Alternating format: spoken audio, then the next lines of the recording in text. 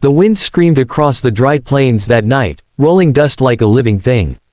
Coyotes howled in the distance, their cries twisting through the empty dark. Somewhere near the foothills of the Chiricahua Range, a man named Luke Morgan sat outside his one-room cabin, sharpening his knife by lantern light, not knowing his life was about to change forever. He'd lived alone for years, ever since the war took his brother and fever took his wife. Folks in the nearest town said Luke had gone half-wild himself, living out here with only a mule and a rifle for company. But the land was his, hard and cruel as it was, and he wasn't about to leave it. That night, he heard the sound of hooves first, a small group, moving fast, coming from the south. Luke rose, hand on the rifle leaning by the door. The moon broke through the clouds just enough to show 4 riders, Apaches, moving like ghosts through the sagebrush.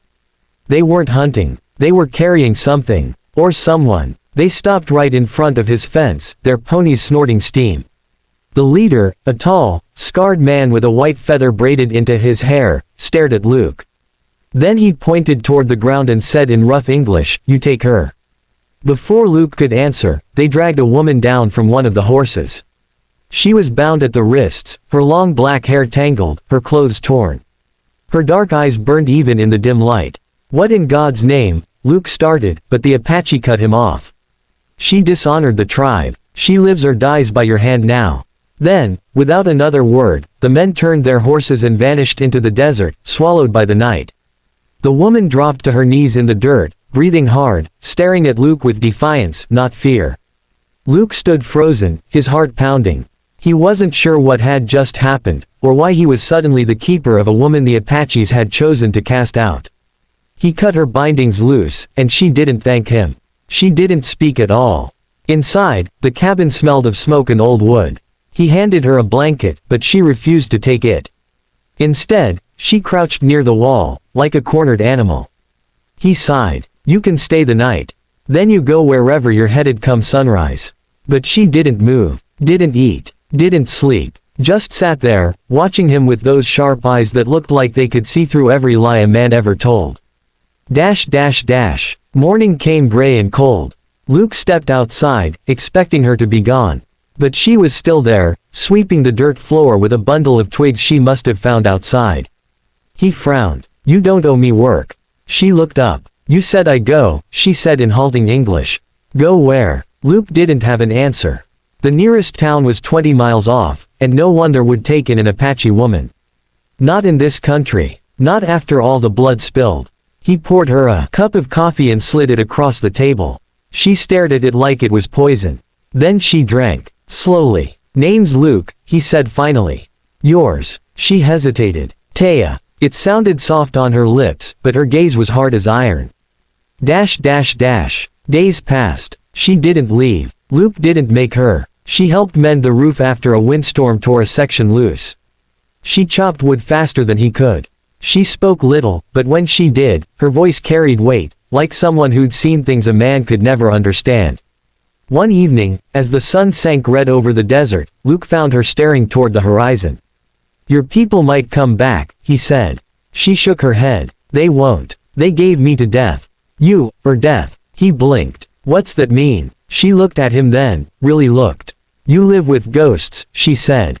"Your wife, your brother, your land. You are death walking." He wanted to be angry, but he couldn't. Because she was right. Weeks went by. The cold came early that year, and they worked side by side to stalk wood, trap rabbits, and salt the meat. He taught her to use the rifle. She taught him how to read tracks and gather roots that wouldn't kill a man. Sometimes they didn't speak for hours, but there was a peace in that silence. Then one night, everything changed. A band of outlaws, 3 men, rode up to the cabin. They'd been drifting from Texas, robbing travelers and small ranches. Luke had heard about them but didn't expect them here. They pounded on the door. "Evenin', farmer," one said with a grin when Luke opened it.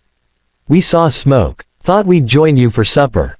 Luke's hand hovered near his rifle, but he forced a smile. "Ain't much supper to share." The tallest outlaw stepped forward and saw Taya by the fire. His grin widened. "Well, now, maybe supper ain't what we came for after all." Taya froze. Luke saw the fear flash across her face, and something inside him snapped. He stepped between them. "You'd best leave." The outlaw laughed. "Or what?" The crack of Luke's rifle was his answer. The man fell where he stood, and the other two dove for cover. Gunfire tore through the night. Sparks flew from the hearth. Taya grabbed the second rifle and dropped one outlaw before he could reload. The third ran for his horse, but Luke caught him at the fence line and ended it there. When the smoke cleared, Taya was trembling, her hands slick with blood and sweat. Luke looked at her and saw not a cast-out woman, but a fighter. A survivor. He didn't say a word. Just reached out and took her hand. She didn't pull away. By spring, the land had softened, and so had Luke. The townsfolk had begun to whisper again. They said the crazy farmer was living with a savage woman. Some claimed she'd bewitched him. Others said she'd saved him from loneliness that was slowly killing him. Maybe both were true. Taya planted a small garden behind the cabin, her hands moving gently through the soil like it was sacred. She sang sometimes, in her tongue, low and haunting. Luke didn't understand the words, but he didn't need to. One evening, rain swept across the desert, a rare, sweet rain, and Taya ran out into it laughing. Luke followed, watching her dance barefoot in the mud. For the first time in years, he laughed too. When she turned to him, soaked and smiling, he saw something he hadn't seen since his wife died: hope. He stepped closer. "You could still go," he said softly. "Head south, find your people again." Taya shook her head. "My people are gone. You stayed. You gave me fire. You gave me life. Now, I stay." The thunder rolled. He touched her cheek, rough hand against soft skin. She didn't flinch. That night, they didn't speak again, but the silence between them wasn't empty, it was full.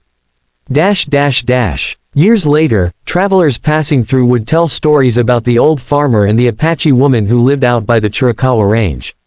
Some said she'd once been given as punishment for a crime no one remembered. Others said she'd bewitched the man who took her in.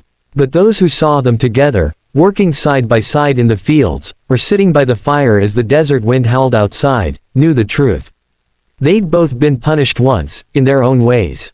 But somehow, in the lonely silence of the desert, they'd found each other, and turned punishment into peace. Taya often said, "A home is not a place. It is the heart that does not leave."